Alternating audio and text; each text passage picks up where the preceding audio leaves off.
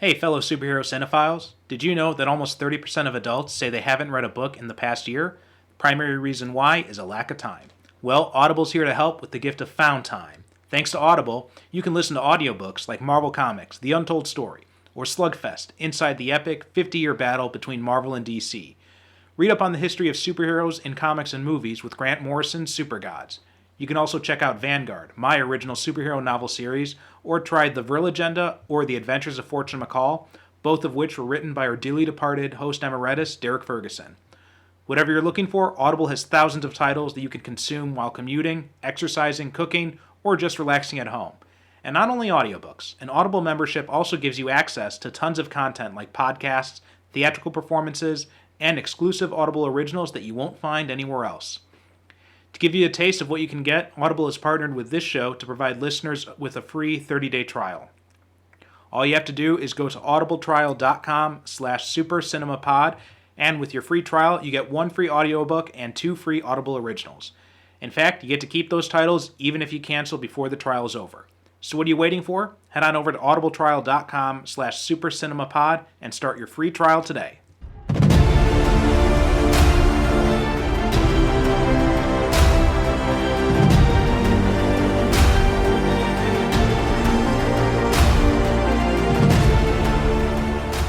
How long have I been here?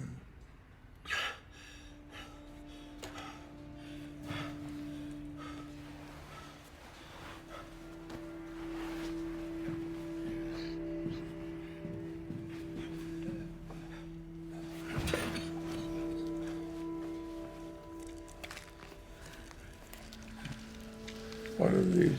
You remember what they are? The shots? No, the seizures. The pills keep them from happening.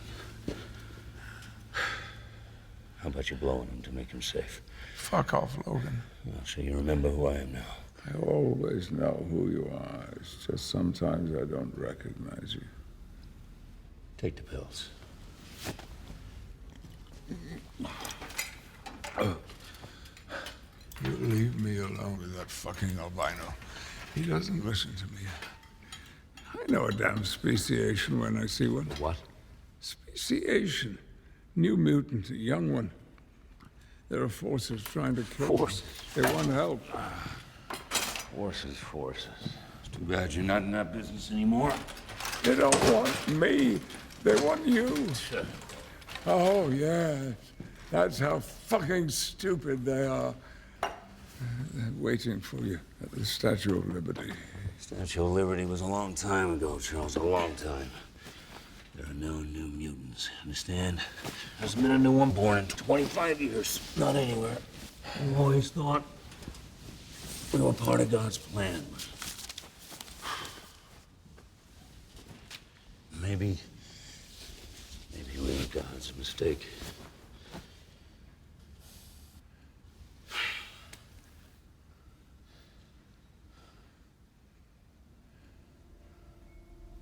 What a disappointment you are. When I found you, you were pursuing a career as a cage fighter, a warm capper to a life as an assassin hooked on barbiturates. You were an animal, but we took you in. I gave you a family. They're gone now. Logan, what did you do? What did you do? Answer me! Why are we here? No one should live like this, drugged in a fucking tank. For your own good. No, it's not. You're waiting for me to die. Welcome to the Superhero Cinephiles podcast. I'm your host, Perry Constantine, and got a little bit of a special guest today in this new episode. So before Superhero Cinephiles, a few years before, I did another similar podcast called the Geek Screen. And I didn't do that with Derek, but I did it with another very old friend of mine. And unfortunately, we ran into scheduling conflicts here and there. And after only a few episodes, we had to, kind of close up shop. But I thought I'd ask him to come on and be a guest host on this show instead, and he was. I'm very glad that he agreed to, and that is John Bracich. John, how you doing today? Well, thanks, Perry. Thank you very much. And it's a pleasure and an honor to be a guest co-host here on your fantastic uh, podcast. And Well, thank you. I gotta say, when we had our little podcast, it broke my heart. Unfortunately, it was my fault. In case anybody is listening in, which they are, that it's my fault, not Perry's, but mine. Because I had a bunch of life stuff come up, Mhm. particularly medical. So I apologize in that. Well, it's no But problem. Things happen. but yes, thank you for inviting me. I've been looking forward to this for a week now. I do apologize that I couldn't do it the other day. We had wildfires. Yeah. For the listeners, I'm in Arizona. I'm in the heart of Arizona, and there's currently 15 wildfires. Jesus. And we were on evacuation notice, and so even the guys that run the internet here were too stupid to figure out, what, do we keep it on or do we keep it off? Oh, And so, Jesus. but oddly enough, that's when I had my Starlink installed, so I don't care what they do. But the thing is, I don't understand what the cell phone coverage is here, because off the internet, and my Verizon says, well, I'm going to turn myself off. Mhm. So we're a fire. We need cell phones. Yeah. Anyways, I'm veering away. I apologize. So anyways, I want to thank you and have a nice day. No, I'm kidding. But we, uh, I've been listening to your show for a long time.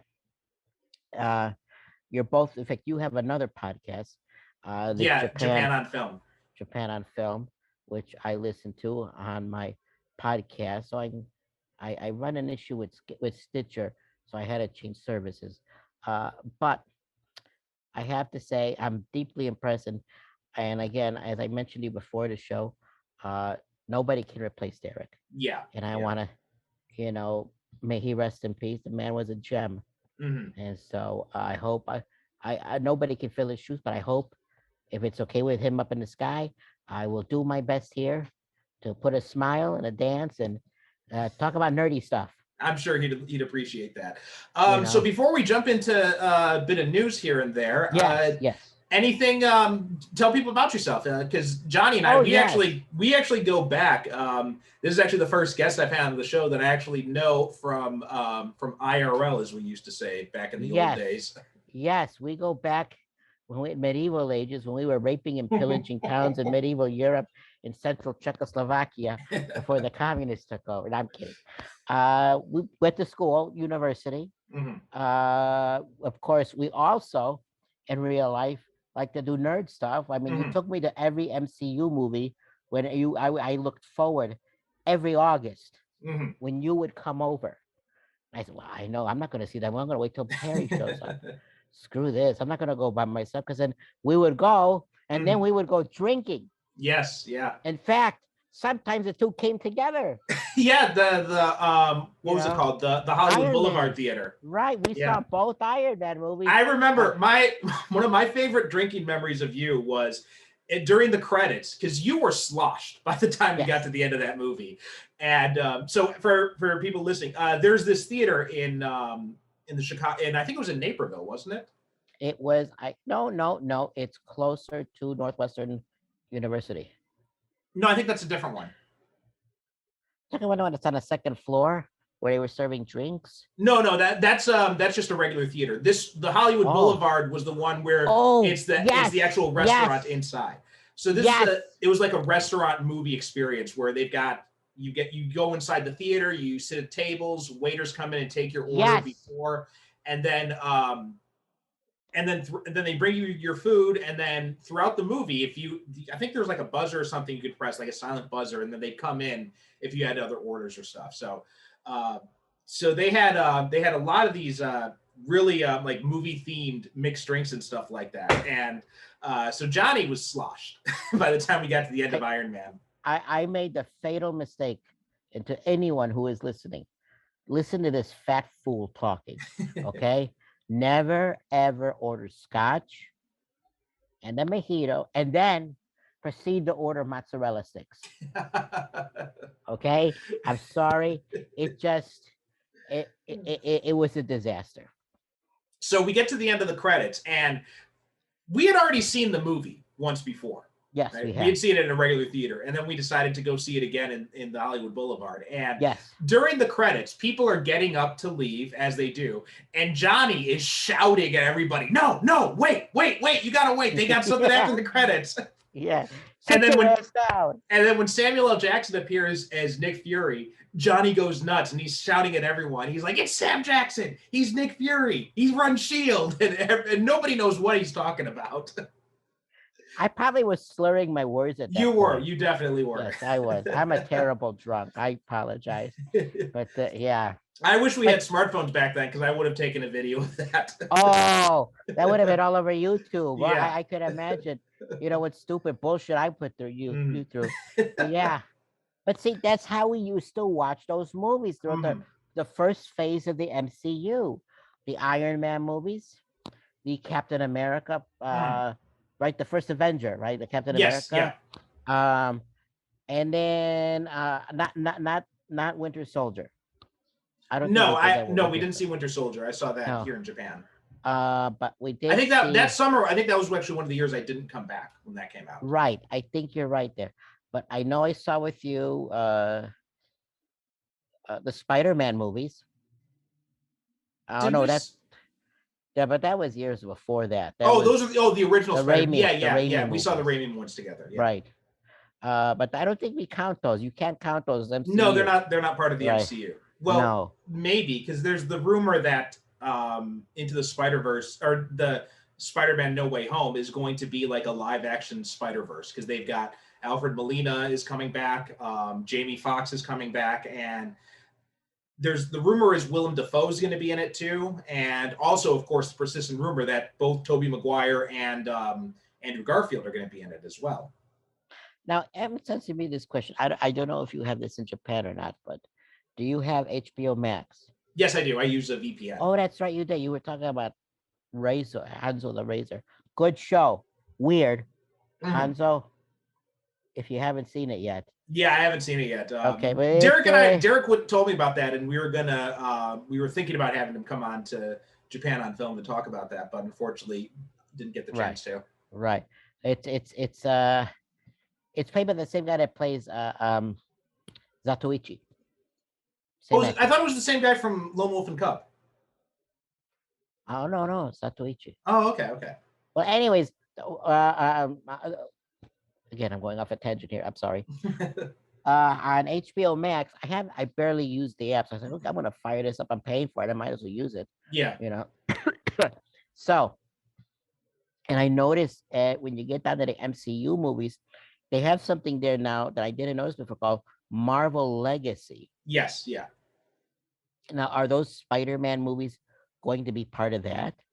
Well, no, because the Spider-Man movie. So Spider-Man's a unique situation where Spider-Man, the movie rights are owned by Sony.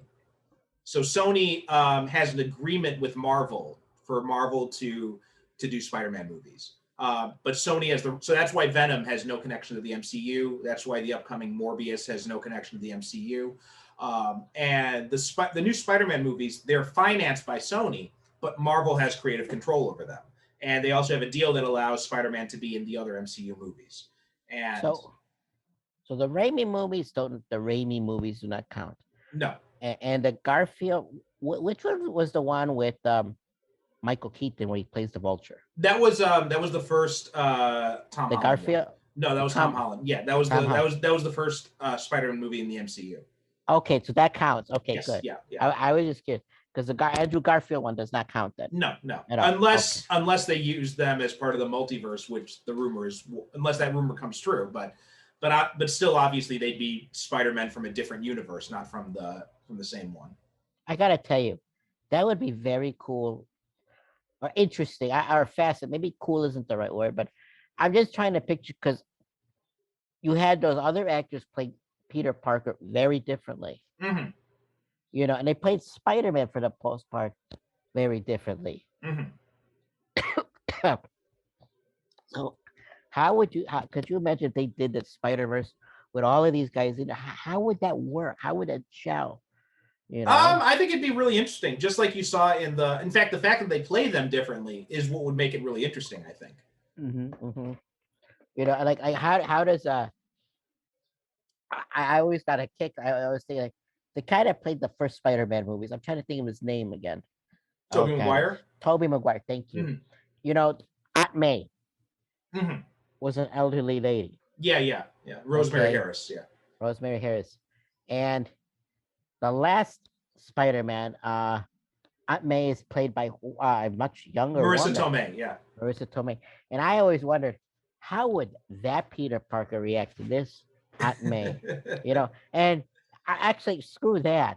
Here's my universal question. Would we get the same J. Jonah Jameson? Well, yeah, because he was at the end of Spider-Man Far From Home. Right, I know that. So yeah, he'll be. Oh yeah, they'll definitely keep him. Okay, see, he gotta keep. Yeah. There's like in Doctor Who, the show, there's these constants they would say, right? J. Jonah Jameson, played by, oh God, I'm having a brain fart. J.K. Simmons. Thank you, J.K. Simmons. I'm thinking, Allstate guy. And he does these commercials over here for insurance farmers. He does for farmers insurance over here. Oh yeah. I've seen those on YouTube every now and then when I do when I watch with the VPN. He's a constant in my opinion. Yeah. So, anyways, I know this is completely different from Logan and everything, but like I said, we veer off. But I just would love.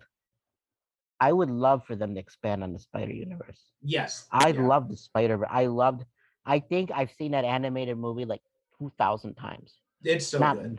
Yeah. It's very good. Yeah. And in all sense, I wish they would do another animated sequel. They are. They're doing a second Spider-Verse movie. Yeah. Oh. Okay, so that's coming down the pike. But anyway, I want to talk about a few bits of news, which yes. Unfortunately is got to start off on a bit of a down note, which is that Richard Donner passed away at the age of 91. Yes. And obviously directed a lot of movies from our childhood. Oh, my gosh. The Lethal Weapon quadrilogy, Goonies, and of course, Superman the movie, and the Richard Donner cut of Superman 2. And not The Exorcist, The Omen. He also directed that as well. One of the greatest horror movies ever made. That movie, we accidentally rented that movie from Video Hut. Because back in the 80s, you had these mom and pop. There was no Blockbuster. Right. There was these small mom and pop. We had a place called Video Hut. Even though it was in a corner of a plaza, it was called Video Hut. But we rented it because back then VHS cases were either extremely honest or extremely misleading. Like there was a movie about, like for example, there was a movie that showed astronauts in the apocalypse, and it turned out to be a movie about psychics. And so, like, wait a minute, it's like doesn't make any sense. So we rented Omen, and in fact, it was one of the first movies we rented on VHS in the 80s. It was like, oh wow, VHS. You can actually rent the movie. You don't have to wait till fucking Channel 9 movie of the week, or excuse me for swearing. I don't know if that's allowed, okay. It's totally fine. Okay, or ABC back in the day, kids. You wanted to watch a movie, you didn't go to the theater. It was like on Sunday or Friday or the weekend. It was always some dog shit movie from 40 years ago. And so you could only watch some of those over and over again. So we rented Omen because the case, I shit you not, the original case, Google it. Okay, had nothing about Damien or the devil, and my dad thought it was a cowboy movie. And I'm like, this don't look like a cowboy movie, Pop. This don't look like a. So we came, and of course, it's got Sam Neill. Oh, you're talking about the Omen 3. No, oh yeah, Omen 3. No, but the previous one before. You're right. Sam Neill is in the third one where he plays a grown-up Damien. Yeah. But I'm talking about. So we're watching the original, and there's always that scene where the teacher says, "I'm doing this for you, Damien." And she jumps out and hangs herself. And my mother we lived on the second floor, and of an apartment building in Chicago.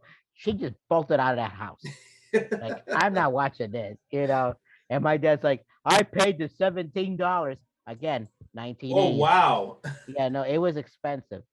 We're watching this. I had nightmares for a month, you know. And um so anyways, but Richard Donner, holy shit, he made so many great movies. Hmm. One of my earliest best memories was in Chicago. There's a place called Rosemont, Hmm. which you're familiar with. Yeah, yeah, yeah. And to most of you out there, it was near O'Hare Airport. Well, back in the 80s, during it was like the last hurrahs of drive-in theaters, and you could tell this place did not upkeep itself. They saw the writing on the walls. Hmm. But it was my first Superman movie, Oh, okay. and it was the So that was first the first one. That was the first one. Superman the the movie. first one. Mhm. And so me and Yanni Kalamatanos, my neighbor kid, my best friend growing up, uh, we sat on my dad's. We would sit on. He would park the car backwards. He had a big station wagon, like one of Mhm. those long, look like the Oh station yeah, wagon those from the those. Brady Bunch. Yeah, yeah, yeah. I know what you're talking about. My family had Okay, one of those too back in the day. right. So he would back it up and open the back seat, and we would all be laying there watching it. We would put the little metal, now rusting, Hmm. uh, onto Speaker, the yeah. speakers, onto the car, and we would have popcorn, and we were just like, there's this giant screen, because the only other place back then we could see a movie was the Norwich Theater, Hmm. which back then was just 2 screens and it was smaller. And so imagine watching Superman and Donner, when you watch that first scene where it was closing in on Krypton, that Hmm. intro scene, Yeah. and it was do do do do do do, that soundtrack starts up, Hmm. and you're looking at this and you're like, and remember, for the uninitiated, the screen was like 3 times the size. It was like an IMAX screen today. Right.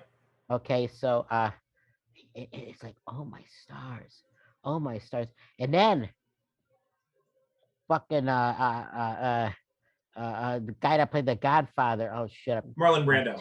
Marlon. See, I'm telling you, but why I need probably have IMDb up. He just appears out of nowhere, and my mother, being my mother, oh, this is the Godfather. No, my dad says there was no Krypton in Godfather.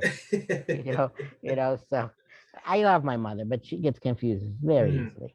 So, anyways, he appears out of nowhere with this sparkling white hair. Remember that? Yes, yeah. And he's talking about my son, and he whips out that green crystal. Mhm. And when and I said to myself, this man, because I had been reading my original into comic books was only Spider-Man Mhm.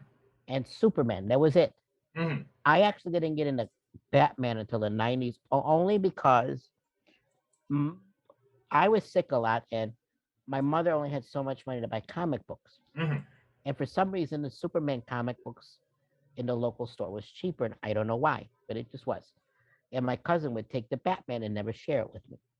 And anyway, so I got into Superman like you wouldn't believe. And I'm like, Richard Donner really paid attention Mhm. because you see the other Superman movies Yeah. from like the 40s and stuff. Mhm. And it's they don't really, it's like the 1940s Batman. Mhm. I don't know if you've ever seen that. Only clips here and there. Okay, it is probably one of the most racist things you'll ever watch.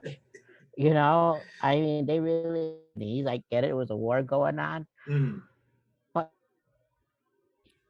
my stars, they didn't pay attention. I watched the old not Christopher Reeves. You mean the George Reeves TV show? George Reeves. Thank you. Forgive me. George Reeves TV show. They sort of came like the very basics, but Donner really kept it. Oh, I got an internet stable connection. Did you get one of those? No. You're every now and then you got a little bit of a freeze coming in, but let's just Oh. we'll try to power through it. I'm sorry. That's okay. It happens. So and so you're watching this, and yeah, Donner took some liberties. Gene Hackman, Hmm. uh, obviously didn't want to. There was an issue with him and his mustache. Was that what the Yeah, case? he had a mustache originally, and actually we talked about this way back in our first episode when we talked about Superman the movie. But um, Hackman had a mustache, and at first he didn't want to shave his mustache off.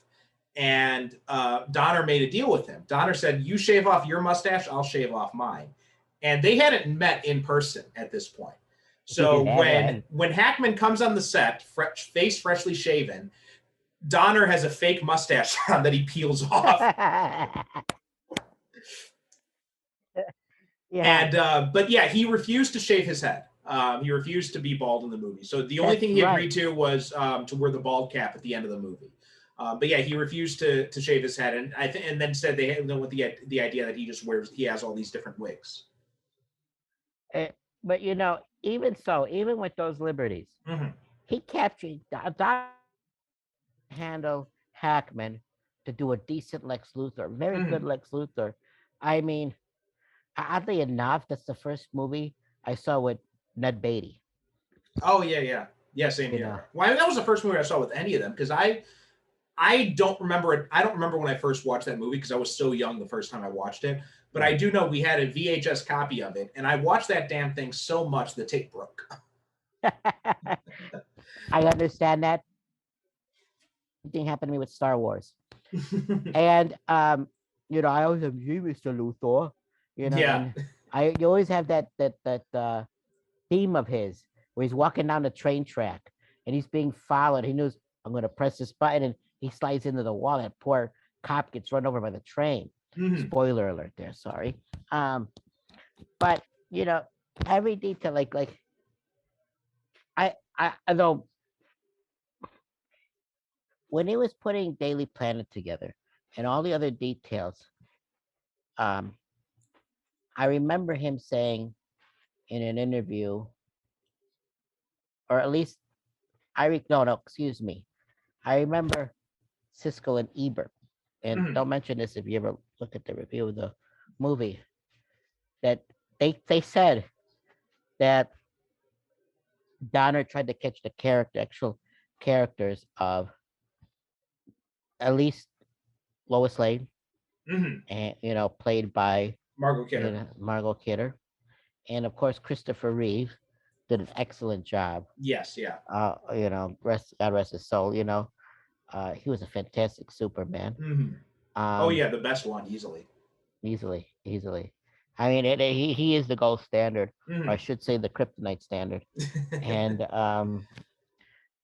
what can you say? Even and then the only character I thought that was weak, and you're gonna forgive me here, forgive me, is Jackie Cooper's portrayal of Perry White. Oh really? I mean, don't get me wrong, it was good. Mhm. It was good. Uh, but I don't know. It just something about it always threw me off. It's probably just me, you know. But I would my superhero movies, especially in the 70s, um, contained a stigma. I learned. I was watching on Mhm. AMC, and they were talking about this, and apparently that's one of the reasons why they got Glenn Ford on there to play Pa Kent. Mhm. Besides Marlon Brando, of course. And Yeah. Yeah. they wanted these A-list actors because up until that point, and this goes to Well, this even after adds that point, that pretty much became that was pretty much the way it was for.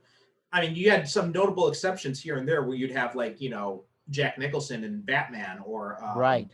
or Danny DeVito in Batman Returns, but or you have Martin Sheen pop up in Spawn. But every now and then, you'd have notable actors pop up in these movies. But for the Yes, most part, right, the movies were completely looked down upon, they were. They and were. it wasn't really until X Men really started the ball rolling on redeeming superhero, but I don't think it was really until Iron Man and the Dark Knight really kind of cemented it as okay, we can have A-list actors in these movies. And see, but I don't think they could have done it had Richard Donner not pulled off Superman the way Absolutely, yeah. That's exactly what I was gonna say. Is that you don't get to the MCU without Richard Donner. Like it just doesn't happen. Donner, you don't get to 89 Batman without Donner. Exactly. Like Yes. Donner set the blueprint for this whole genre. Now, it's why it always saddened me, and I think it was you that told me about this. Well, what happened when they did the sequel?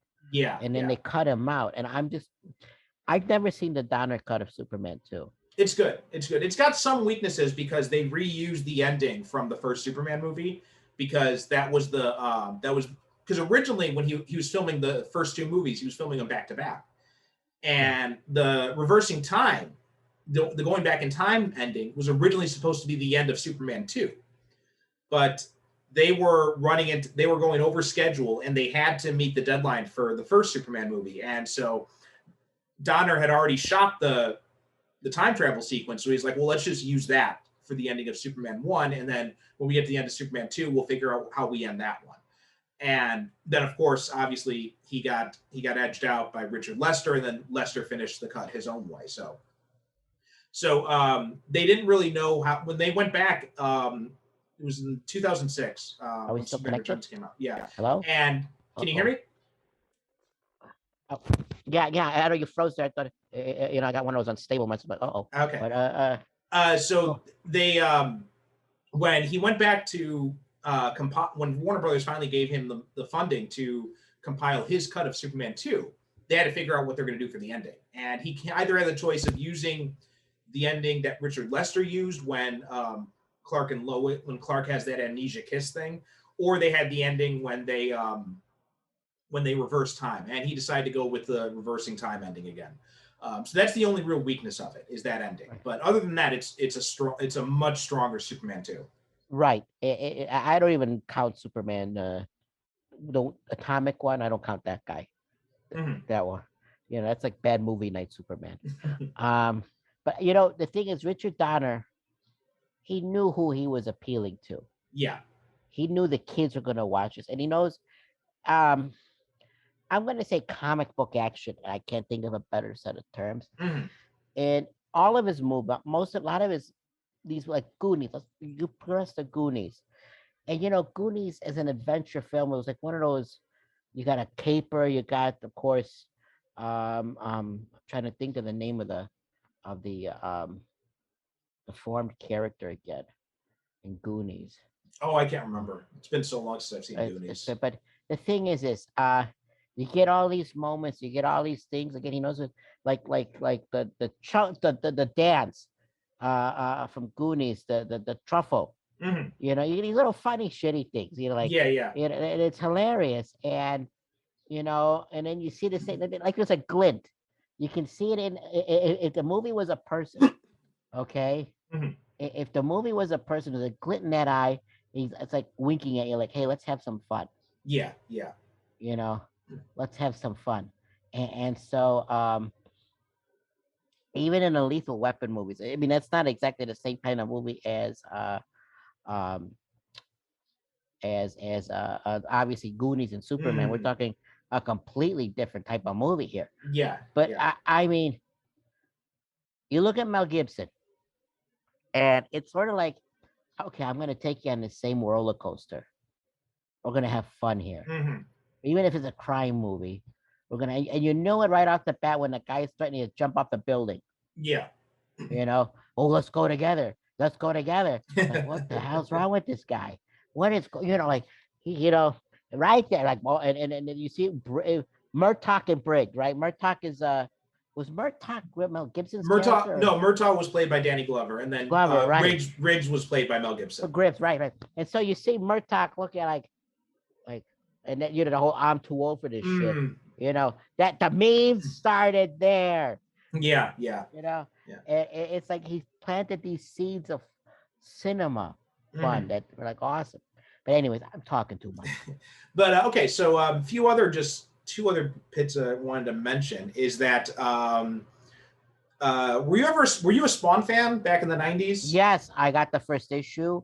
I used to collect that almost religiously. Well, you might be happy to know that there's a Spawn reboot movie in the works, and The producer is Jason Blum, and it was revealed in 2017 that he'd be producing it.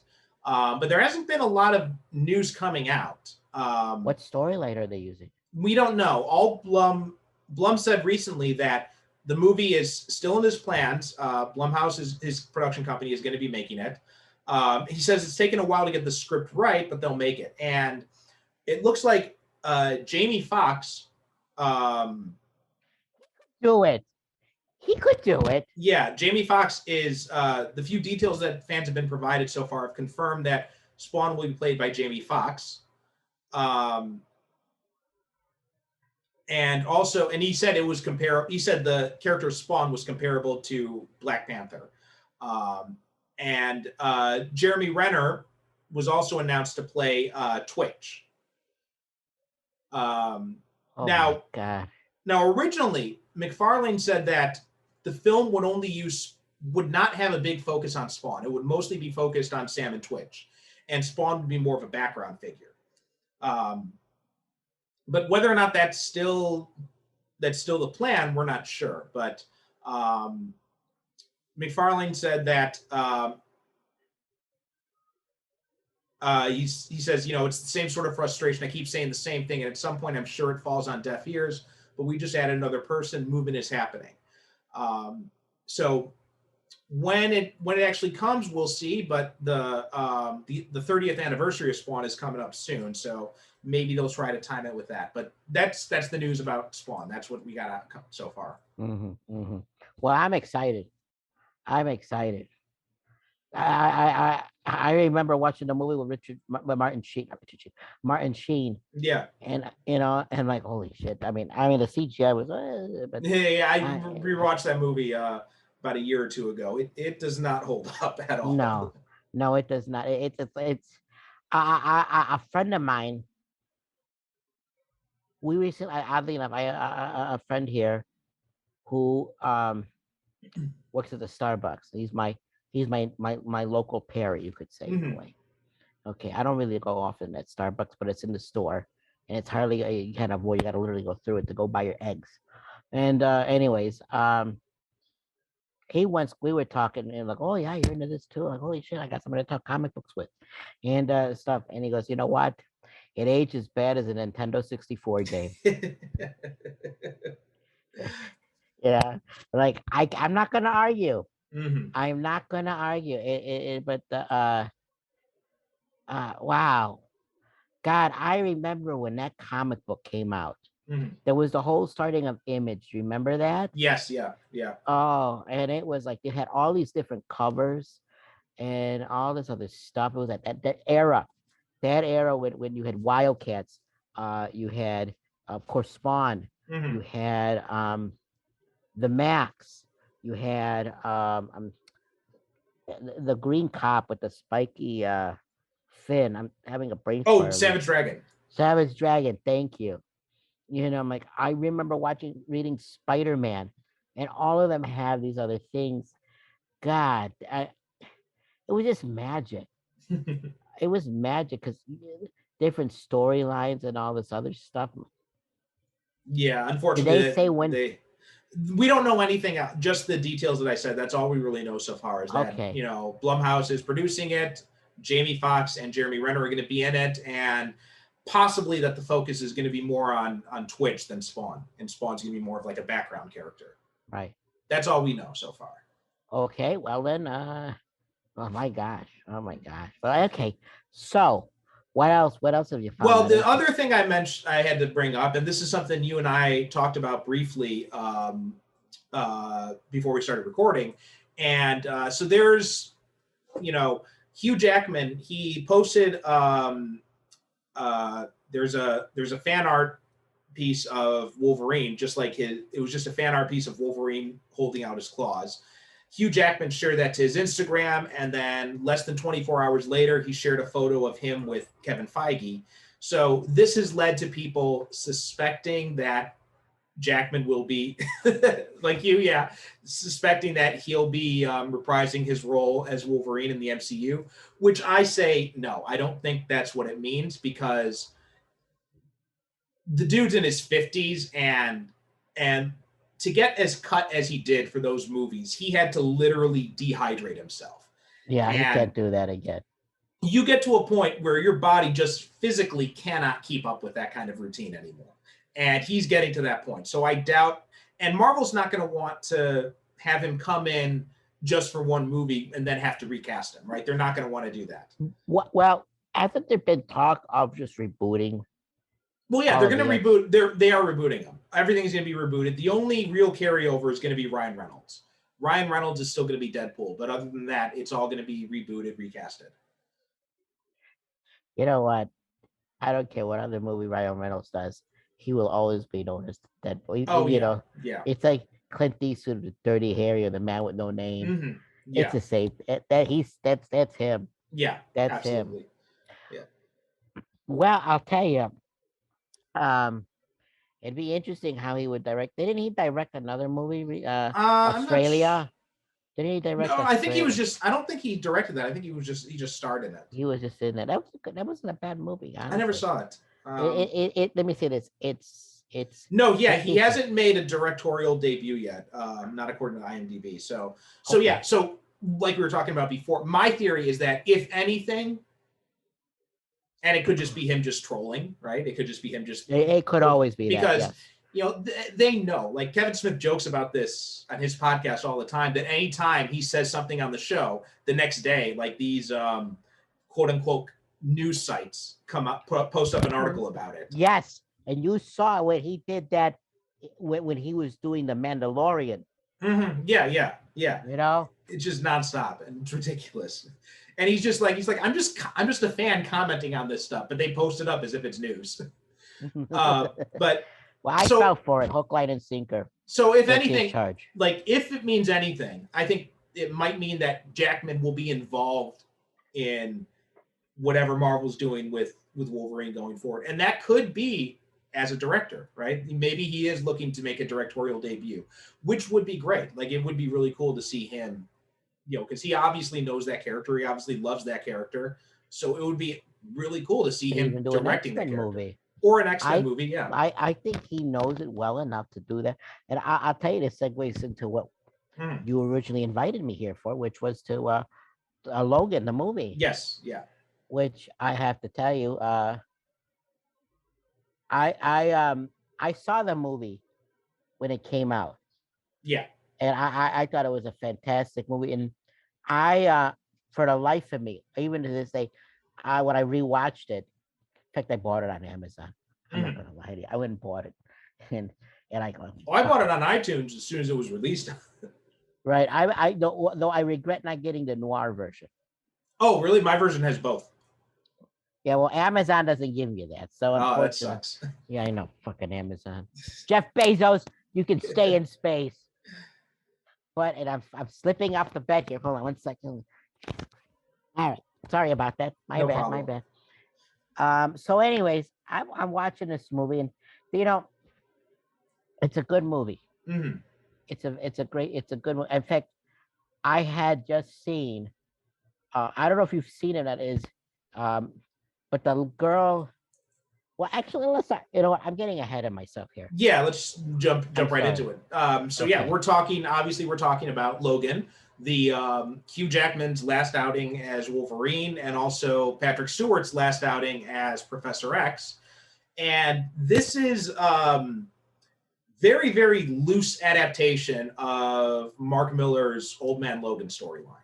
Or it takes that idea where you've got an old Wolverine and the X-Men are dead, and that's basically the starting point. In the comic, it was Wolverine had killed the X-Men because he was Mysterio. Mysterio, yeah. It was Mysterio had used illusions and had tricked him into thinking that the X-Men were actually villains, and he ends up killing all of them, except for like Emma Frost survives, and I think there's maybe one or two other that survived, but basically he killed all of them. And in Old Man Logan, it's set in this. There's like a nuclear war or something happened, and now the Hulk has like these kids. Kids. Yeah, it was really bizarre. It was really weird. It was like as if the world, the one I read, you know, the world was all these separate zones or something. Oh, There that was even in like Battle World. That was part of the Secret War stuff. So well, that came later. well, but the other one I read was the Hillbilly Hulk one. Yeah, that was the original one. Yeah.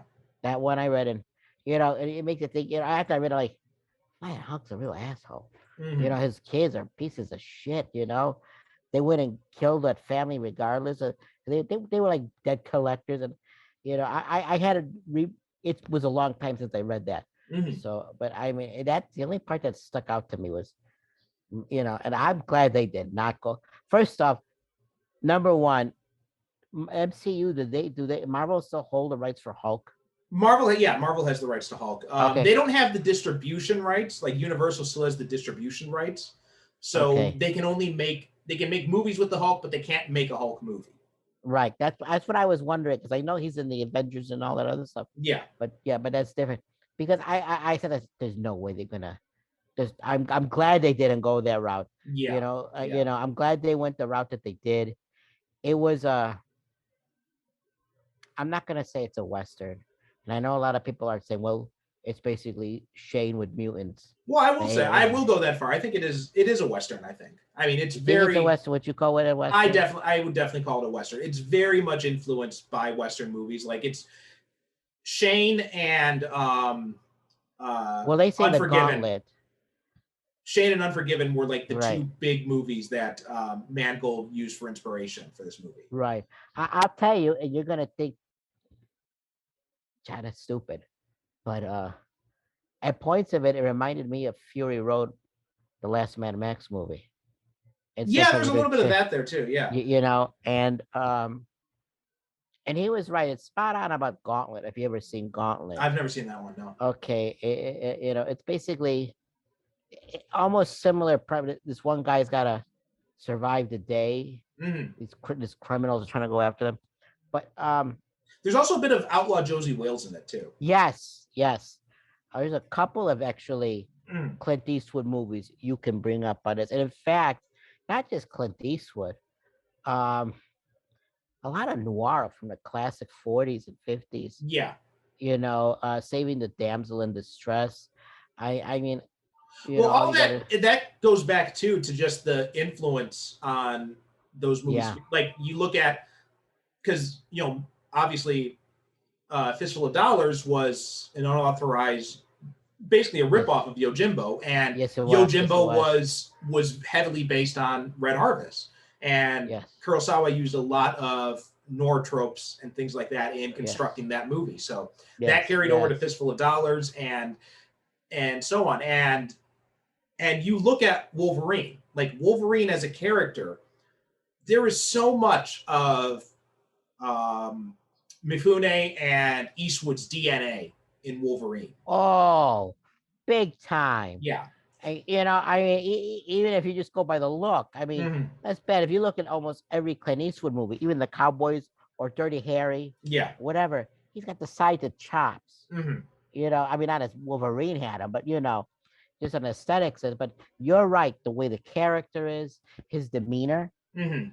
Let's be honest. Logan, his only, I don't want to say light, but but his only thing he cares about is keeping Professor X alive. Yeah. That is it. He doesn't give a shit about the world. He doesn't give a shit about he doesn't even give a shit about Caliban, who's taking care of Professor X. Mhm. He can't even get him his right medicine. But also, like you said, he's seen all of the people. I mean, think about this for 1 second. Imagine everybody you know is gone. Mhm. Not an apocalyptic end of the world thing, but and that the person responsible for that, you have to take care of, because Professor X didn't purposely kill those people. Right. Yeah.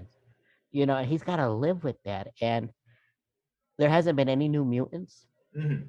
Which I gotta be honest, I'm gonna say that's the one weak point I had with the world Mhm. setup, was with that professor, that evil scientist. Yeah. The guy who played. I like it. Yeah, that was Dr. Rice. Dr. Rice. This guy, he always plays a pretentious asshole in every other thing he's in, you know, whether it's fucking Doctor Who or he's in Game of Thrones, you know, and all this, and he's in it. And when he goes and Dr. Price explains how they got rid of mutants, you know, using corn syrup and corn, which I don't know. That's the one. That was a little, yeah. That was a little weird. The way they tried to work that in. How the hell did they pull that shit off? But other than that, it's still, they set up an interesting world where you definitely see points of it, like in the casino where there's a lot of haves and all this, and then outside of that, you see these desolation on an economic level too, like with the farmer. I could, you know what? Because that really hit home close here because, well, there's no automated tractors here, nothing. We do see these big agri farms here in Arizona. Yeah. Trying to take out these small, mainly minority-owned farmers here. Or there's actually, I was just listening to the news before we started recording, and there's actually was it you know, Stephen Miller, the Nazi who's working in the Trump administration. He's apparently working with a bunch of white farmers to screw black farmers out of a lot of what little land they still own. Right, and so, you know, and then not only that, you also see, for example, and again, this has got to be pure coincidence, okay? Local public radio here, not just local, a lot of those, that there's a shortage of truckers. And then you see a lot of small trucking firms either being taken out of business by larger ones. And then you see also that trucking jobs are being slowly replaced by automation. And then you see in the movie these robot trucks. Yeah. And they don't slow down. They don't give a shit. They're just hauling their cargo. You know, and so you're like, well, what about these horses on the road and all that stuff, you know? But this movie is at so many different levels. And I hate to say this, but it also touches on the migrant story. Now, it does. Yeah, absolutely.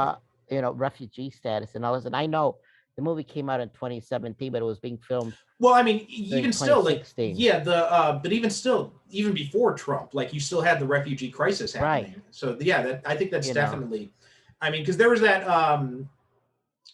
what was it? There was that big caravan that came in during Obama's term. I think that was in what, like 2014? Yeah. Yeah, I mean, where I live, it's a very big issue. Well, actually, you know, you just touched on something that I completely missed, but that makes so much sense now, and I'm thinking about it now because the reason you have all this destabilization in Central and South America is because of what the U.S. has done, right? Like, you know, all the CIA and on all that bullshit that that they got up to during the Cold Iran War. Contra. Yeah, no. Yeah. And I'm trying to think of the name of the farmer. I got it right here. His character, Munson. You know, he goes on talking about the crops and all that stuff. You know, we did the same damn thing to the farmers in Mexico.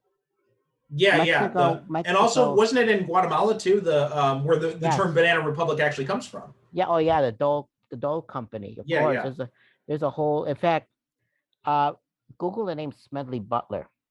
He was hired. He was a member of the U.S. Army, and he basically he's the one that warned us, I'm not going to fight for the U.S. to do this, keep up the plantations anymore. And he's the one that came up with the whole war is a racket. And you know, but there's a scene with Munson where he's talking about how he's struggling not just to get water, but his crops are much better because they're natural versus these genetic crops that they were producing. Right. Yeah. And how, you know, we did the same thing in Mexico. I'm sorry for the listeners that we're going into geopolitics here and a whole. Well, we've done that kind of stuff before, and this is, I think, it's a really interesting dimension to the movie. But see, I think that's one of the implications of the movie. Is, like I said, Mexico was known for corn. Right. You know, everything's Iowa and Indiana. No, it was Mexico, and we completely destroyed their industry with our cheaper corn. And now you're seeing with the smaller farmers here. I think what you're seeing also, and let's be honest, the crux of the bad guy, the real villain wasn't actually Dr. Pierce. It was Transingen, the pharmaceutical company. Right. What's a pharmaceutical company coming up with mutants? Yeah. Right. And then you see the same thing with child again, you just brought it up. The whole caravan. Hmm. They were nothing but children. Right. Okay, and so you see the same thing in the movie. They're breeding children, Hmm. and they're getting rid of the mothers, which a lot of the cartels do here. Hmm. Um, you're seeing these kids, which I gotta say, clicking on it. If you pay attention closely when they show the names of the kids, Hmm. Oh you yeah, know, yeah. They you used know, there were different combinations of right. You got Richter, the DNA of Avalanche. right. You got Yes. Yeah. all these other ones, and so then we get to this girl, and X-23, Yes. and her quote Played by unquote mom, Daphne Keene. Daphne King, excellent actress. Amazing. Yeah. I mean, I have to tell you, if you haven't seen, there's actually, I highly recommend, if you have not seen on HBO, she's been on his Dark Materials, really great, but in the movie, and in to me, speak personally, she did another movie in 2020, a movie that came out after obviously Logan, Hmm. that in one odd way, to me, is a spiritual successor in a way. Oh, okay. Okay. And it's got nothing to do with mutants. And it's a movie called Anna. Oh, And I've heard of this movie. oh my God, it is a fun movie. And basically, she does such a great job. Only difference, instead of it being a mutant, she plays a con artist. Oh, okay. Okay. And in a way, this movie is a remake of Paper Moon, Okay. which is another influence for the movie Logan. Hmm. If you look it up, and they're trying to survive him, her, and Andy Garcia, who's playing a loser of a car salesman trying to get money. Hmm. And so the thing is, she is so versatile. And you hear her speak, and she's got a British accent, and then she can quickly switch to Spanish. And I honestly, I'm glad she got the role over Bobby Millie Brown. Hmm. The girl from Stranger Things. Yeah, I didn't even know that she was in contention for that. That's Oh yeah, interesting. no, it was between the two of them. Oh, okay. And what won her over? What won her over? I think enough. I mean, think about this. And I don't know why they were thinking about the Stranger Things girl, because the story starts in Mexico, Hmm. right? And so there's that scene. It's in the movie where Hugh Jackman's character is saying, "Can you can talk?" Blah blah blah, and then she starts ripping on him in Yeah. Spanish. And I mean, her Spanish was amazing, is because her mother's from Spain, not Mexico. Yes. Yeah. But she got the Spanish dialect and accent down like cold. Hmm. And that's what sold her. Yeah. She did the lines all in. Her lines were supposed to be in English. She did them Oh, in really? Spanish. Yes. She did them in Spanish. And you watch, and another amazing thing about X-23, or Laura, right? Laura is And I didn't realize what she was saying at first, but I looked it up after the last time I watched it, and you know more Spanish than I do, obviously, so you can correct me if this translation I found is wrong. But it says that because he's saying, "What, you can talk now?" and she's yelling at him, "Why do you want me to talk to you if you're always insulting me, yelling at me? If you try to leave me yes, behind, yes, you want me to yes, open up my mouth?" And then yes, that's when he tells her to shut up. yes. No, no, no. You got it spot on. And I have to say, the character itself is for non-initiated. This was not the first appearance of X-23. No, We no, have a she originally appeared in the X-Men Evolution X Men cartoon. Evolution, the animated series, Yeah, and then later she was introduced in the comics through right, NYX was her first appearance in the comics, and then later right. she ended up joining the X Men, and then she eventually after Wolverine, when Wolverine died for a period in the comics, she actually took up the mantle of Wolverine. Yes, yes, she did. It's right. There's even a Funko doll of her. Yes, yeah. And what amazed but blew me away, because I in preparation of this, I said, okay, the Evolution cartoon came up, and I just happened to be on HBO Max. Hmm. I looked at the dates. I'm like, holy shit! And then I looked it up. Her character was made for that cartoon. Yes. And my comic book knowledge is nowhere near yours. But the only other comic character I could think of like that, Sorry, who say was it made again. for the only other character I could think of that was in a similar origin is Harley Quinn. There have been a few actually. Harley Quinn is the most notable one, but also Firestar from Spider-Man and His Amazing Friend. She was created for that cartoon, and then later she was introduced first in the New Mutants, and then later she became a member of the New Warriors. Right, you're right. There are a few others. Phil Coulson was one who was created for the movies, and then they introduced him in the comics afterwards. Right. There have been a few others here and there, but Harley Quinn is obviously the most notable one. Right. Well, that's the one that just popped up, and you're absolutely right. Firestar. God, that would bring them. I remember watching that as a kid. Yeah. And that never made sense to me.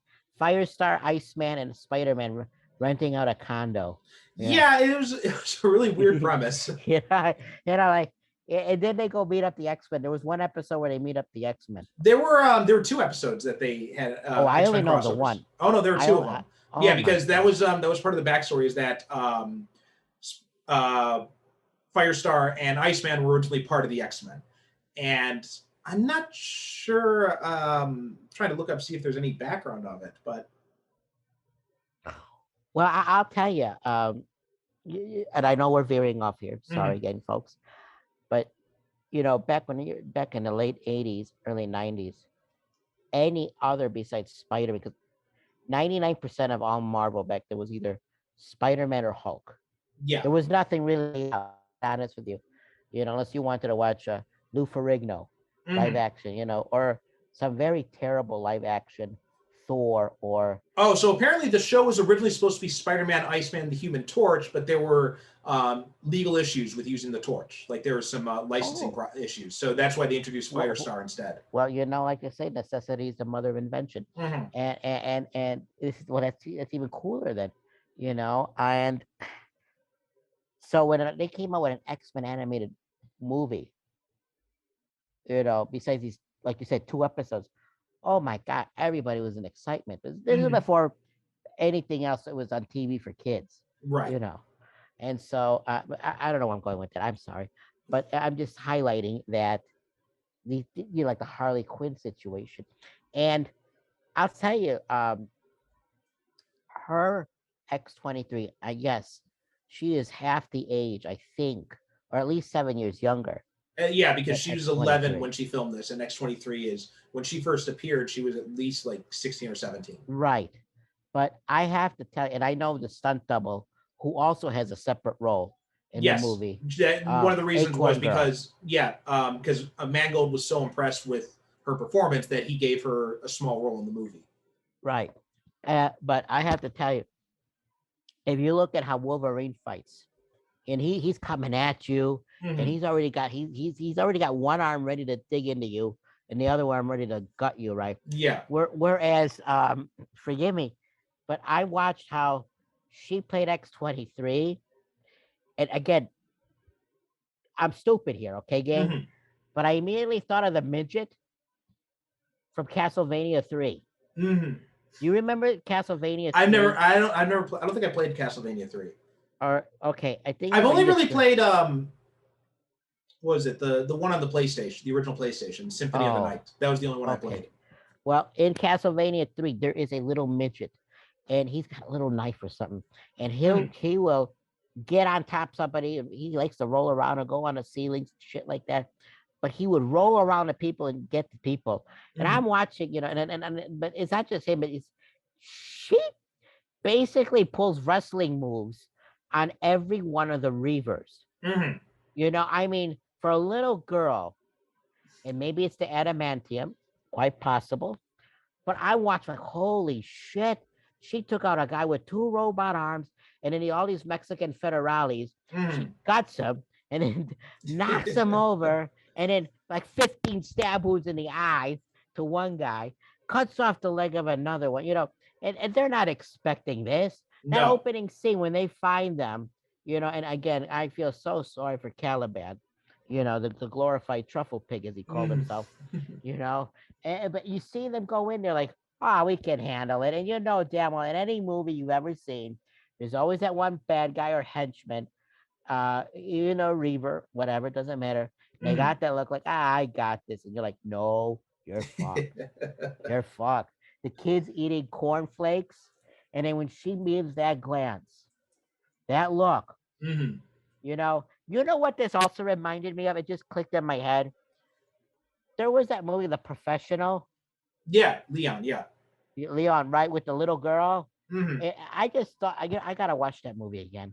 It's been a long time. That movie sort of reminded me of that. I know, obviously, they're different movies, but I'm just thinking of all the Yeah, that one girls. had a much creepier implications to that Right. relationship. I know. But I'm just saying, it just reminded me of things like that. But let's talk about the Reavers for a moment. It's very cool. Now, Pierce, I'm glad they went with that design for Pierce. Forgive me. You see what Pierce looks like in the comic books, right? Yeah. They modeled him after Donald Sutherland. Mm-hmm. And I like how he's got. It just amazed me that other people didn't have cybernetics because it takes place in 2029. I believe so. Yeah. Yeah. Right. Well, I mean, that's part of the Reavers' shtick is that they're cyborgs. So I think that's why. And it's the whole idea is like they were. Are you? Sorry, go ahead. No, go ahead. No, I was kind of lost what I was saying anyway. So that's. Well, are you familiar with the Reavers? Yes, yeah, absolutely. Let me ask you: were you disappointed or not disappointed that they didn't go with the Tank Reaver? Oh, Bonebreaker, yeah. I mean, not really, because you got this. There's only so much you can do, and yeah, I didn't really mind too much. They had little hints to the Reaver, like they had one who had the Skullbuster symbol on him. He was obviously supposed to be Skullbuster. And I think there's some other hints here and there. But there's one that would have been interesting to see. Okay, I could live without the with the tank guy. What about Lady Deathstrike? Well, she was in X2. That's right. I fucking forgot about that. Yeah, she was played by Kelly Hu. Oh, looks like we got. For folks here, there we go. You froze for a second there. Oh. But yeah, Kelly Hu played Lady Deathstrike in X2. That's right. Oh my God. Son of a bitch. That's right. Remember. Well, anyways, I watched this, and this little girl, like I said, she's decapitating everybody. And then the look on Wolverine's face when he realized, holy fuck, this kid's kicking ass, is amazing. And you're like, okay, the gears are winding up again. It's like muscle memory. But of course, to the listener, as you noted earlier, this takes place in the future. And Logan is not the same Logan from the movies. In a sense, he's obviously older. And he's showing his age. Yeah. That's the difference here. Is he was born in the 1800s. So by the first X-Men movie, he's obviously over 100 years old. Yeah. Right? Yes. Yeah. So it's only later on that something had happened with the adamantium. Now, would I be spoiling this if I? No. I mean, we're talking. We assume people have watched this movie or that they don't care about spoilers. No, I want your opinion on this. Okay, what is your feeling about how the adamantium was slowly poisoning him, and also down the road, if they ever do an X-23, well, that's a whole other thing we can get into. But what is your feeling on that? I think it's a really good idea because that comes from the comics as well, right? The whole idea that the adamantium in the comics, the adamantium bonding process was developed by Lord Darkwind, who's Lady Deathstrike's father. Right. And the process he used is like a very perfected version of it, which he can use it and without it, something about the way he does the process, it means that you don't get adamantium poisoning. So that's why Bullseye, who's got an adamantium spine, doesn't have adamantium poisoning, even though he doesn't have a healing factor. Right. But the one used by Weapon X actually stole that procedure, and it's like a less refined version of it. So they didn't have a way to combat the adamantium poisoning. But with Wolverine, it doesn't matter because his healing factor fights off the adamantium poisoning. when his healing factor fails in the comics, this has happened a few times. When he lost his healing factor, one time was in Alan Davis's last storyline when he was doing the X-Men books back in the late '90s. Had a storyline with this where Is that when Wolverine went to hell? no, that was a different one. But this was way before that. There was a story that Alan Davis did where the High Evolutionary eliminates the X gene and like suppresses all mutant abilities, and Wolverine gets infected, like because his healing factor is not working anymore. He starts getting adamantium poisoning, and it starts wreaking havoc on his body. And they do a similar thing in this movie where, because of his age, his healing factor is not as strong as it used to be, and because his healing factor is weakening, which probably might have something to do with the corn syrup stuff as well. His healing factor is weakening now, and that's why the adamantium poisoning is starting to take effect. See, that's interesting. Because I was thinking the whole movie, how the hell is his healing factor not working as it used to be? What's setting that off? Yeah, it's just a matter of age, or it could also be viewed as the effects of this transigens experiments or whatever what they're doing. But you could see as he's gotten older, like you see early in the movie, he's sleeping in the car. Yeah. Right, his chauffeured car, and those guys are trying to take the hubcaps. Yeah. And he doesn't want to kill these people. And I'm sure he probably was hesitant in the past as well, but you could tell he's tired. Even when he's fighting, he's tired, especially when the guy pulled a shotgun at him and shot him. Yeah. I mean, you could see that he's a slower, more debilitated Wolverine. Well, there's even like that once when he unleashes his claws, like there's that one claw that doesn't come all the way out. Oh yeah. Like, and he has a hard time putting them back. Yeah. That I gotta tell you, I felt bad for him when he had his hand. And I don't know, did he cut him or what? Because they regrow, right? Is that it? Or they don't regrow, no, because they're fused with adamantium. Like if they're bone, like if they don't have the adamantium, they're just bone, then they can regrow. Because that one scene, he's in his room and he's got all that blood and everything with his hand there. Like was he trying to retract them, push them back in? Was that? I think he was trying to pull it out to like kind of loosen it. Oh. So that it came out the full way, because it didn't come out all the way. So he was trying to unstick it. Basically, he was trying to unstick the claw. That's basically what it was. Okay. Well, see, yeah, and so you could tell he's trying to avoid conflict. Yeah. As much as he can, because he knows it's sort of like. Can I go back to Spawn for a moment? Absolutely, yeah. When Spawn tried to avoid to use his powers as much as he could. Right. Because he had the more he used his powers, the quicker he went to hell. Right, and so I'm wondering if, on some level, that Logan was thinking the same thing. That the more he exercises his mutant powers, the closer that clock ticks to 12. I don't know, because I don't think the healing factor doesn't work quite. It does. It's not that the healing factor runs out. It's just that it's not as strong as it used to be. Just like when you get older, you can't do things as well as you used to be able to do. No, I get that. It's just because when you see in the movie, it's taken him. Because I remember in other movies, the same wounds they would heal within an hour or something like that. And in this one, especially when he's sleeping in the Jeep with X-23, it's taking him days to heal now.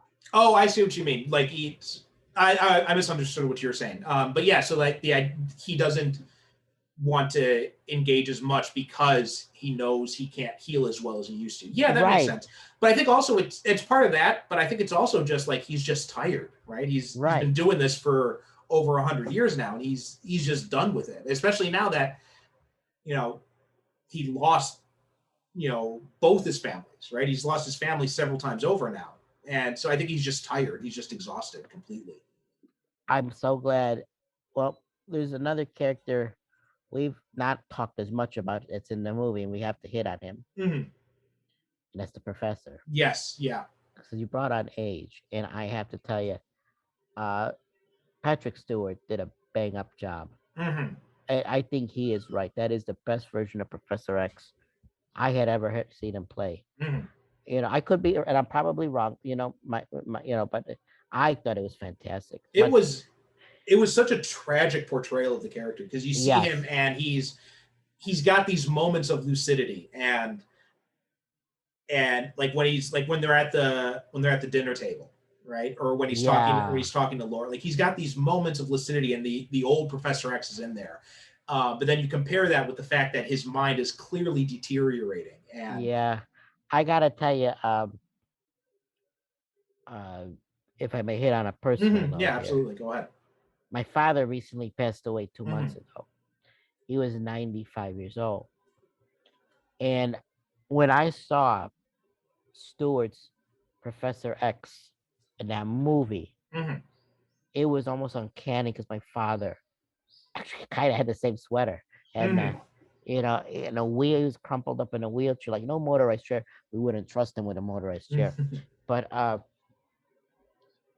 my father had spent his last 2 years with extreme dementia. Oh, really? I didn't know that. Yeah, no, his mind was gone, and he would have these lucid moments, Mhm, and it just I had to pause a few times because I keep seeing my father.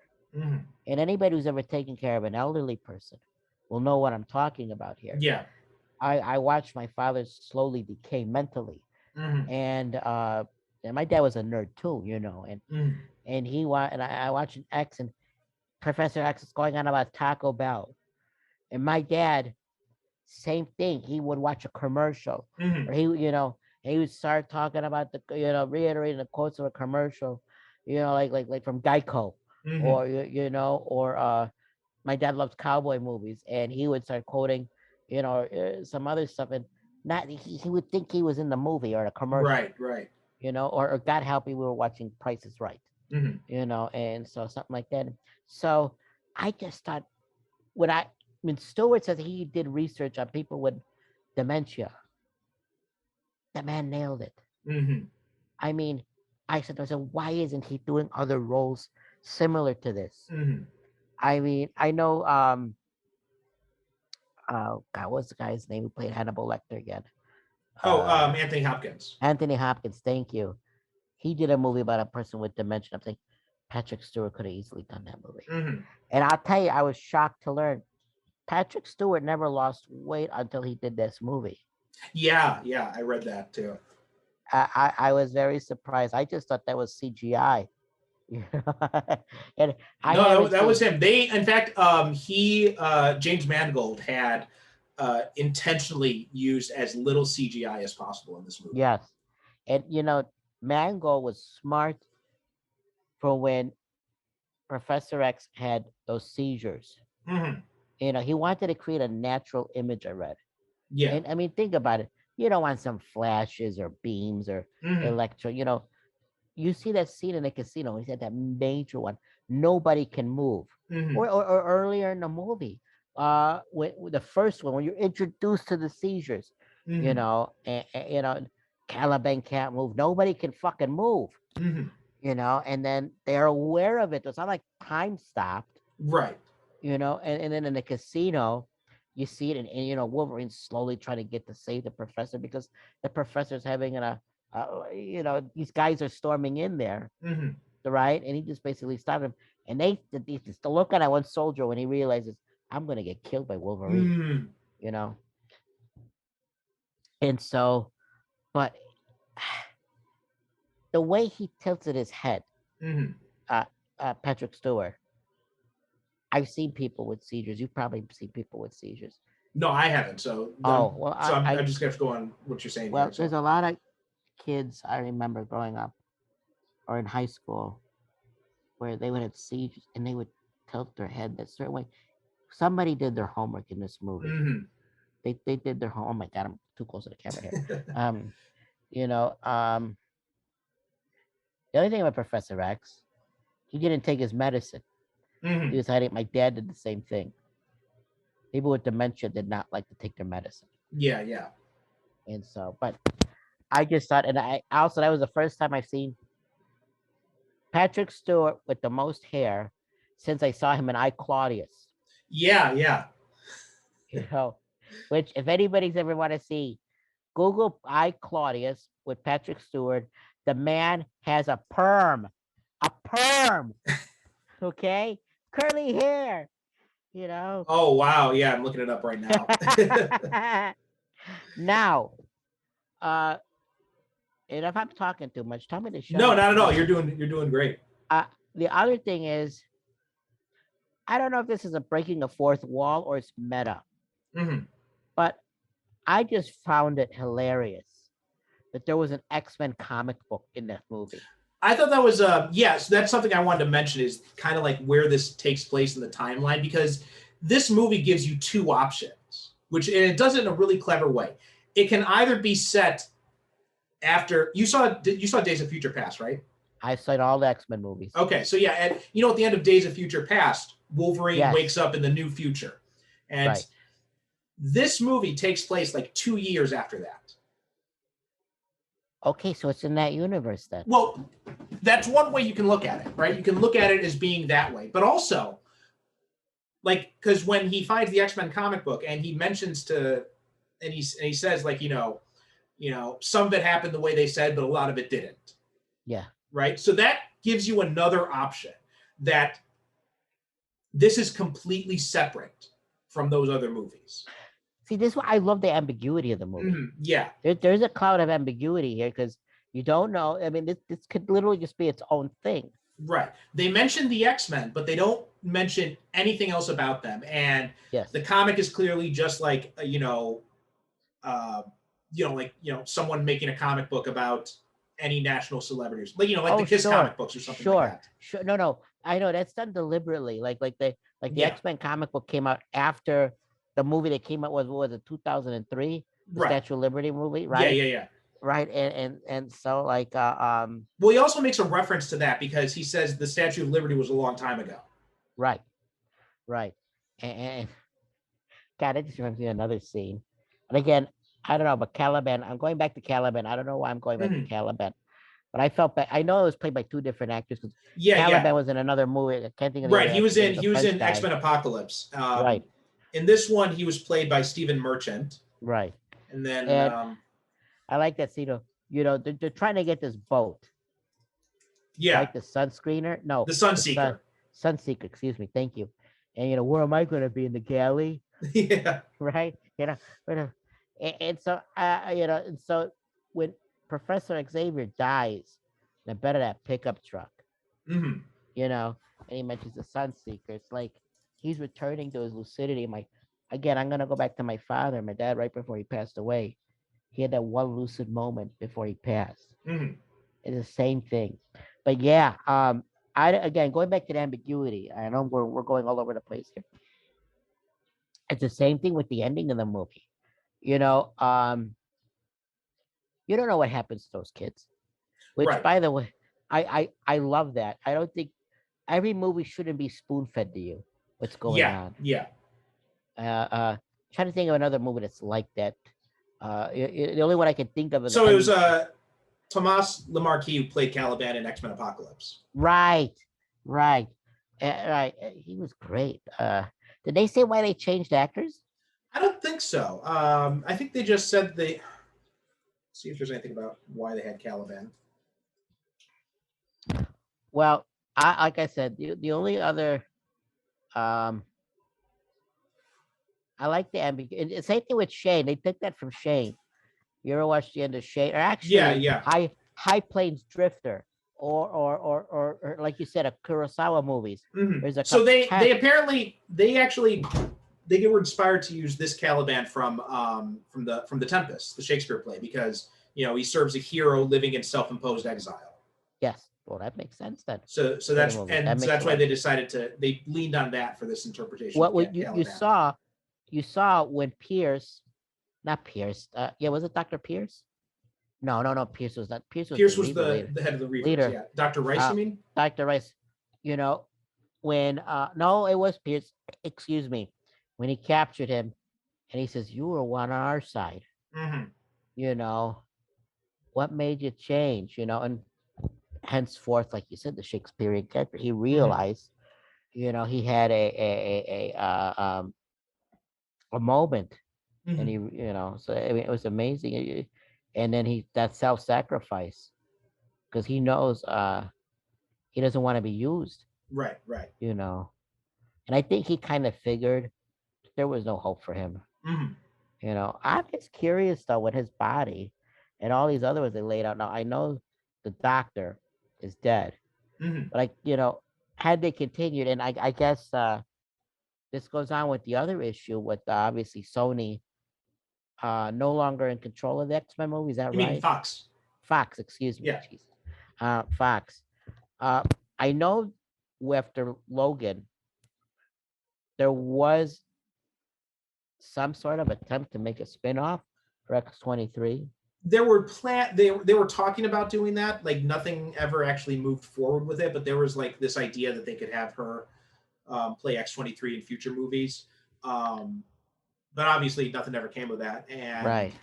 they made, because after Logan, they made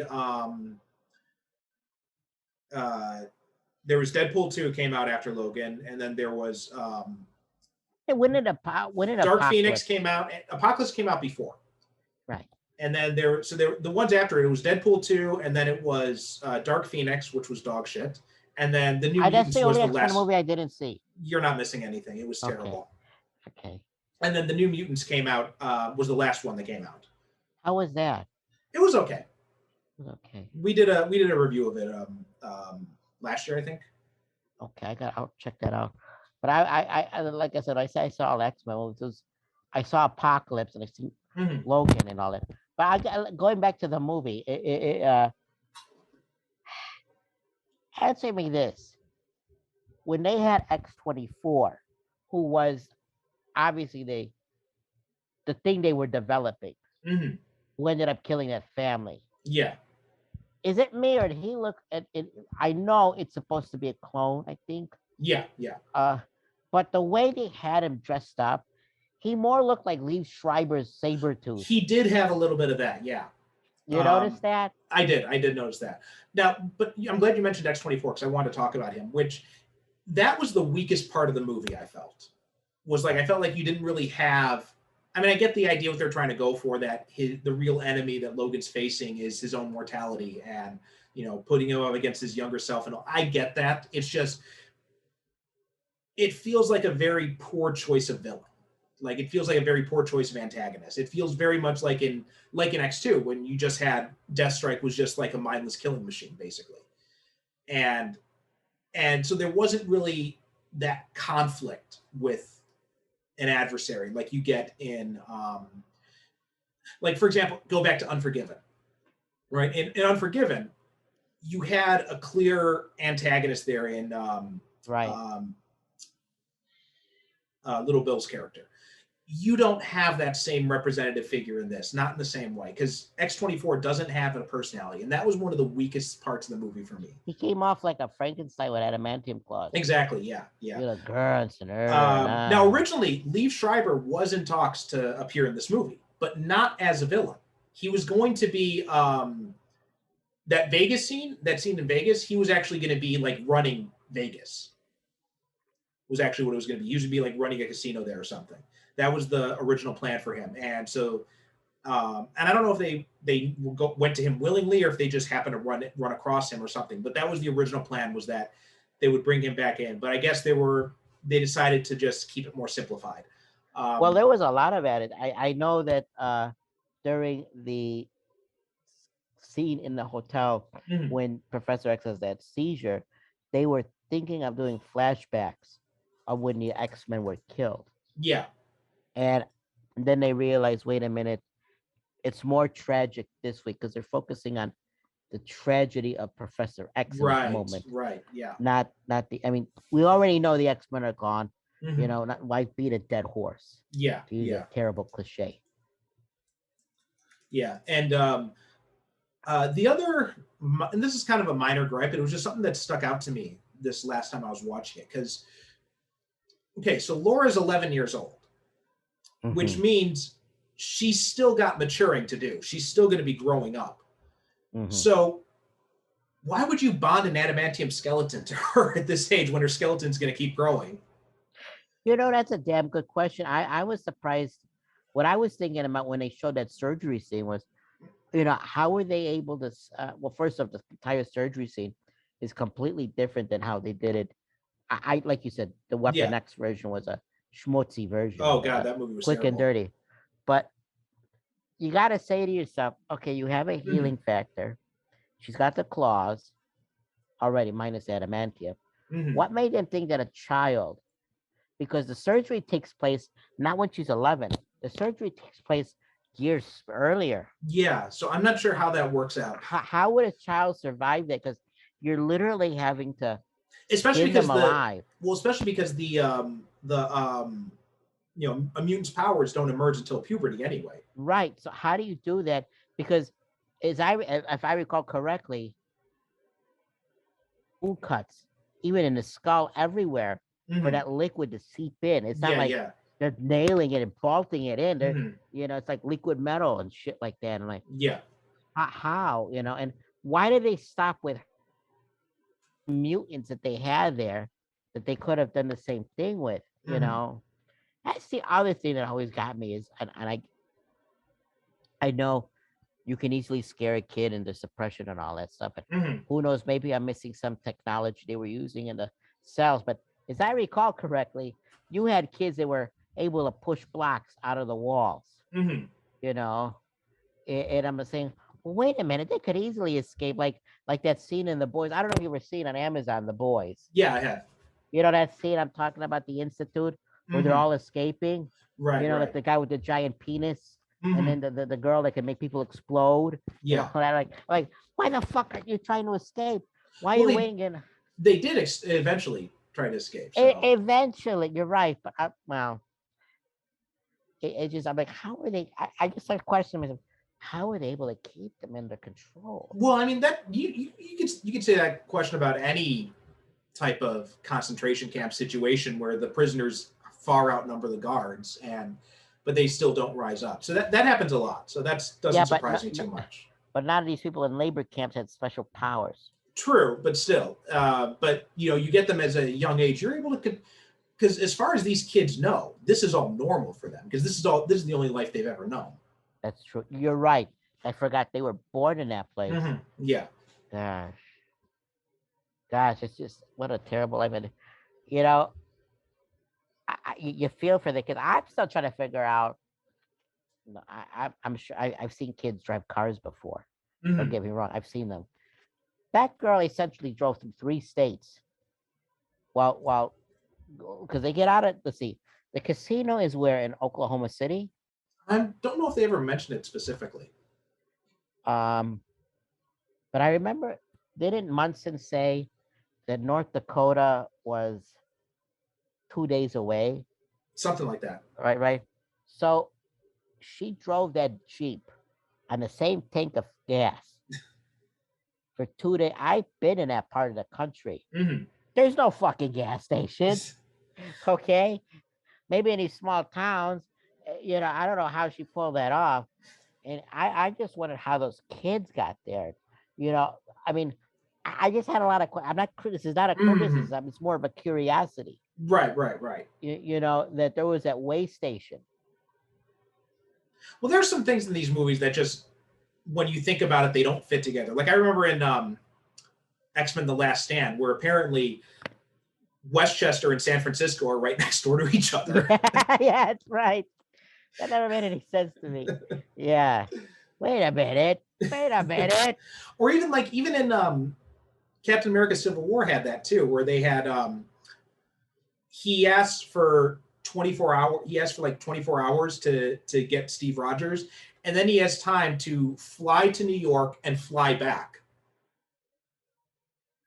And so that was another. And then it makes it, and right, also same thing with Cap, right? He gets Clint to leave retirement from his farm, go to New York to pick up Wanda, and then go to San Francisco to pick up Ant-Man and then come right to back. Yeah. So there's some Yeah. of that in that too as well. Now, what is it? What do they call that jet? The Stratojet? No. The Quinjet. The Quinjet. Maybe that Quinjet's got some real kick-ass afterburners. I don't know. Yeah, but they didn't even have the Quinjet. That was why they're at the airport to steal the Quinjet. Well, you know what? Listen. Again, it's always going to be a curiosity. Mm-hmm. And I'm pretty sure that's an old, well, first off, they're using an old Force Reserve thing in that. So, or maybe the people from Eden. I was curious though if there really was an Eden in that, because we'll never know. But I'm just saying, I've always wondered, like if you went to Canada, because that's where they were heading, right? Like Eden was like on the other side of Canada, or right, like in North Dakota. I could never tell. Like, what if there's nothing there? Right. Yeah. You know, though I'm sure they could survive. It's just that the impression I got of the United States was it was basically the mutant version of the Republic of Gilead from Handmaid's Tale. And Handmaid's Tale. Where you got to go north. You got to go north to escape. Yeah. I'm like, boy, that would have been something if they went north. And who's waiting for them? Who's running Eden? Sabretooth. Or Sasquatch, or Alpha Flight. Oh, that would have been something. Alpha Flight. Oh my gosh! But holy cow! And then those little kids, they packed a punch. That was, it like quickly turned into Call of Duty. No, not Call of Duty. Oh shit! Far Cry. You ever play a Far Cry game? I only played like one of the demos once. I'm not a big fan of the first person type thing. That's why I couldn't get into it. They're not first person. They're all you can put them in third person. Oh really? I thought they were all first person. Okay. I could have sworn they're third person. Anyways, well, don't play Cyberpunk then. I actually do play. I have Cyberpunk. I put it aside for that, but it did annoy me that it's not in third person. There is a mod though. Not for PlayStation 4. No. Well, I don't have it for the. Oddly enough, I got it for Stadia. I never thought I'd get a Stadia game, but it's the best version. I hate to tell you that.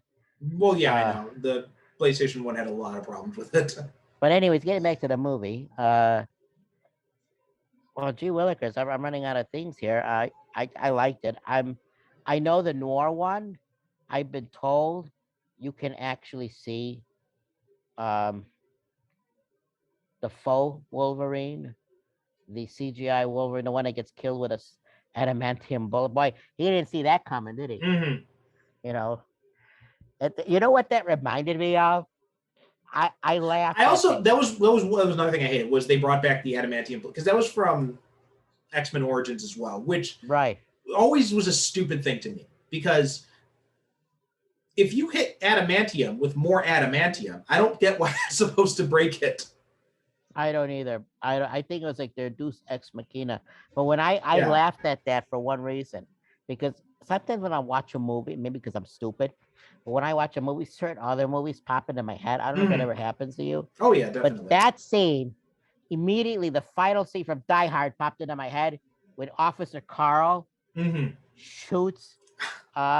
You know what scene I'm talking about, right? Yeah. That one terrorist with the long hair manages to live and comes out. He's firing away, and that fat cop manages to shoot him. And it's I swear to you, look at that scene when they close in on Carl, the cop from Family Matters, and Reginald Bell Johnson. Yeah, Reginald Bell Johnson. And then look at the at X-23. It's the same scene. It's the same scene. No. But yeah, it was a great movie overall, and it was, even with the little flaws they have, like, it doesn't detract. And those flaws only came out to me after seeing this movie so many times, and then thinking like, oh, wait a minute, hold on a second. But I mean, they're really minor complaints in the larger scheme of things. Yes, I mean, agree. This was such a perfect send off for both Jackman and Stewart. And yeah, I feel kind of bad that McKellen didn't get as good of a send off as they did. He wanted to be in that movie. Yeah. He wanted to be in it, And one other actor I can't, Lee Schreiber definitely wanted to be in it. But Yeah. with Schreiber's thing was he was there was problems with the shooting schedule with Ray Donovan, so they weren't able to Right. work That's it a out. great show. I haven't seen it, but I heard it's really good. Oh, it's a great show. You should see that. What is that on? Is that on Amazon? It's on Amazon. It's on Showtime. Okay. He plays a fix. You know the premise of the show, right? He Mm, plays a they- fixer in Hollywood. okay. Okay, but it's really good. He's got two other brothers who are schmucks. Mm-hmm. Or no, he's got a brother, and his father is played by who's that guy who's in the Donald Trump all the time? John Voight? John Voight, thank you. But John Voight comes off as a complete asshole. Well, I mean, he basically is an asshole these days. So Right, he is an asshole these days. But I mean, this is it. This is really good. But it's a good show, and I can see how that could have been taking up a lot of his time. Okay. I'll have to see if it's on Amazon, because we've got Amazon Prime here in Japan. We don't have. I'm not subscribed to the U.S. one just because for shipping stuff and everything. Sure. So I'll have to check that out, see if it's on there. Do you get the other? See, I'm subscribed to so many goddamn things now. Yeah, I'm subscribed to Disney Plus, Netflix, Hulu, and HBO. Yeah, I got the Disney Plus. I have the Hulu. I don't have the live Hulu. I might end up canceling Hulu just because I don't use that one as much. There's not that much. You know what it is? It's pissing me off about Hulu. Is a lot of the stuff that used to be on the regular $10 a month thing. Mm-hmm. That's what that's the one we had because we don't want to watch the commercials. Yeah, They're pushing it towards you have to get the live TV service. Oh, really? Okay. And I'm not paying $70 a month for that. 70? Oh, Jesus, no. Yeah, no. Not. Oh, yeah. And it's the worst one out of the bunch. If I gotta be forced to pay for live IPTV, I'll get the YouTube TV. Yeah. Well, also Hulu is now. They also pissed me off because they recently ended support for older versions of iOS. Oh yeah. So like my iPad is it's a 2013 iPad, so which still works great. Like I mostly use it for reading comics and for like watching for streaming stuff when I'm like cooking or something. I had to chuck out. I can't use my old Apple TV. Oh really? Yeah, no, I can't use it. Well, I mean, not the newest one, but the last 4K and the last HD ones you can. But I had like the second or first generation Apple TV. Yeah. Well, the second generation you could jailbreak, and you could install Infuse on it. But the third generation, that was the one that screwed me over because that one you couldn't jailbreak it, and that was before they introduced the App Store, which allowed for more flexibility. So like now I switched off of iTunes and I put everything on Plex now, and I can run that through my Apple TV 4. I've been wanting to run Plex for the longest. Wait a minute. So with Plex, you can put all your... We'll talk about this a little bit more after once you finish the recording. Sorry, so let's gang, sorry, gang. Sorry, we're veering off here. Let's have some final thoughts on Logan here. Okay, so go ahead. What final thoughts do you have on it? Well, I'm not gonna just say I like the movie because I've already told you I've seen it like 15 times already. I thought I love the ambiguity of it. I'll reiterate that. I thought it was like a more mature send-off. It was almost in a way for somebody who, if you were a kid reading Wolverine back in the 80s or the 90s, and now you're an adult, and it's like, hey, it was a fun ride. Thanks for everything. And it's time to close up the show, sort of thing. And I thought it was a wonderful movie. Though I thought that the young lady who played X-23, Daphne Keane. Yeah, Daphne Keane. Thank you. Had Fox, right? Fox, or am I forgetting it again? Fox, yeah, you got it right. Fox, not lose the rights for X-Men. I would have loved to see an X-23. I don't think it's happening now. I think you're right. And Patrick Stewart had the best Professor X out of all of the X-Men in that one. Yes, yeah, absolutely. Yeah, pretty much echoing a lot of what you said. I mean, Jackman,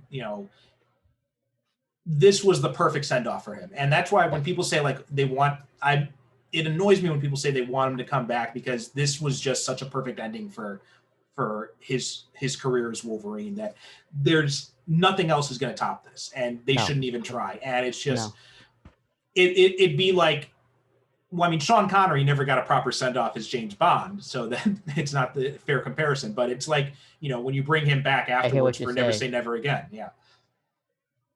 I hear what you're saying. Yeah, and well, let's see what happens. Let's see what the future brings. Yeah, I mean, and if they do bring Jackman back in some other capacity, like if he's producing or if he's directing, that I think would be a much better idea. I think out of anybody who served in that, I think he would be great at it because he knows the content. Right. And he obviously is a fan and a nerd like us. We're geeks, because look at, all you have to do is look at his Instagram. Yeah. All you have to do is just playing with the fan base, versus, I hate to say it, but there's been a lot of people who were in the X-Men movies who basically they treated like a redheaded stepchild. Right. And they shouldn't. Whereas Hugh Jackman, he's like a big kid in a way. Well, I love that. I've read this about Hugh Jackman, is that he's apparently you don't get a clearer difference between the person and the character than you do with Hugh Jackman, because he is like the complete opposite of Wolverine in his real life. He is apparently like the nicest guy. And like people who've worked on set with him, they said like, he bought us lunch. He'd ask us how we're doing. He was like, he's such a friendly, personable guy. He's not at all full of himself. And Jesus, the guy is so multi-talented. Like he's an amazing actor. He's a singer. He's a dancer. He's just. Oh, that's right. Too much talent in one. Too much talent in one man. I forgot about that. That's correct. The guy was in a musical. Yeah, it was Australia. What am I saying? There was. I don't know if it was. No, not Australia. No, not Australia. But it was. He was in The Greatest Showman. And he was also in Les Miserables. I didn't know. Well, holy shit, Perry! I gotta tell you, it was a treat to watch this movie. Thank you for inviting me to watch it again. Well, thank you for coming on. We'll have to have you come back on again at some point in the future. Well, I'm here for you, pal, and this was definitely to everybody. Continue listening to this podcast. You're in for a treat. Okay. All right, Johnny, hold on. Let me just close up the show, and then we'll talk a little bit off recording. Sure. Okay. All right. But anyway, thank you, everyone else. Thank you so much for listening. Thank you for watching. If you're on YouTube, head on over to superherocinephiles.com is our website. Superhero Cinephiles is the group on Facebook, and you can follow us on Twitter and Instagram at Super Cinema Pod at both of those. If you go to the website, you can also rent this movie or any others. And if you rent or purchase from any of the links there, we get a little support for the show. If you can help donate at all through Buy Me a Coffee or through PayPal or anything like that, it helps us keep the show running. So yeah, anything you can do to help out would definitely be appreciated. That's all for this episode. Next episode will actually be a two-parter. I've got another guest coming on. We're going to be talking about the Mark Webb Amazing Spider-Man movie. So that's going to be the next two episodes. Oh, wow. So thanks so much for watching. And if you're listening, if you are interested in being a guest on the show, drop me a line through the website. We've got, there's a contact form. You can reach me through that. Thanks again, and we'll talk to you next time. You have been listening to the Superhero Cinephiles podcast. Follow us on Twitter and Instagram at Super Cinema Pod. Join our Facebook group by searching for Superhero Cinephiles, where you can interact with us and other superhero fans. If you'd like to support the show, you can become a regular supporter at Patreon or make a one-time donation through PayPal, both of which can be found at our website, superherocinephiles.com. If you buy or rent any movies through the Amazon links at our site, it helps support the show. Please be sure to rate and review us on Apple Podcasts or wherever you get your podcasts.